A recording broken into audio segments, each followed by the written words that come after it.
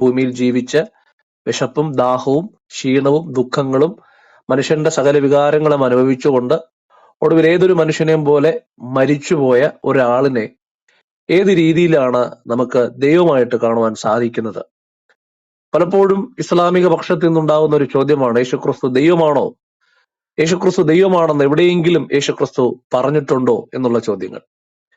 എന്നാൽ ഒരാൾക്ക് ദൈവമായിരിക്കാനുള്ള മാനദണ്ഡം അയാൾ സ്വയമായി താൻ ദൈവമാണെന്ന് അവകാശപ്പെടുക ആണെന്നത് നമുക്ക് ചിന്തിക്കാൻ പറ്റത്തില്ല. അങ്ങനെയെങ്കിൽ അനേകർ തങ്ങൾ ദൈവമാണെന്ന് പറഞ്ഞു വന്നിട്ടുണ്ട്. അങ്ങനെ ദൈവമാണെന്ന് അവകാശപ്പെടുന്നവരൊക്കെ നമുക്ക് ദൈവങ്ങളായിട്ട് കാണാൻ സാധിക്കുമോ എന്നൊരു മറുചോദ്യം കൂടെ അവിടെയുണ്ട്. എന്നാലും യേശുക്രിസ്തു ദൈവമാണോ എന്ന് താൻ അവകാശപ്പെട്ടിട്ടുണ്ടോ എന്നുള്ള ചോദ്യം, അതിനൊരു മറുപടി നൽകുക എന്നൊരു ഉദ്ദേശം കൂടെ ഇന്നത്തെ ഈ ഡിസ്കഷൻ ഉണ്ടെന്നത് ആദ്യമേ ഞങ്ങൾ അറിയിക്കാൻ ആഗ്രഹിക്കുകയാണ്. അപ്പൊ ഇന്ന് ഈ വിഷയത്തെ സംബന്ധിച്ച് ഗഹനമായിട്ടുള്ള അറിവുകൾ നമുക്ക് പ്രിയ ദേവദാസന്മാരിൽ നിന്ന് കേൾക്കുവാനായിട്ട് ഇടയായിത്തീരും. നമ്മുടെ വിശ്വാസത്തെ ചോദ്യം